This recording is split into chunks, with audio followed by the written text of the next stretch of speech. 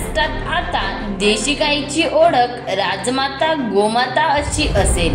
भारतीय संस्कृती जपणाऱ्या देवाभाऊंच्या महायुती सरकारने हा निर्णय घेतला आहे।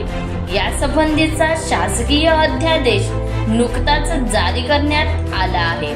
महाराष्ट्रात देशी गायींच्या संख्येत वाढ करून त्यांचे संवर्धन करण्याच्या दृष्टीने देशी गायींच्या पालनपोषणासाठी पशुपालकांना प्रेरित करण्यासाठी हा महत्त्वाचा निर्णय घेण्यात आला आहे।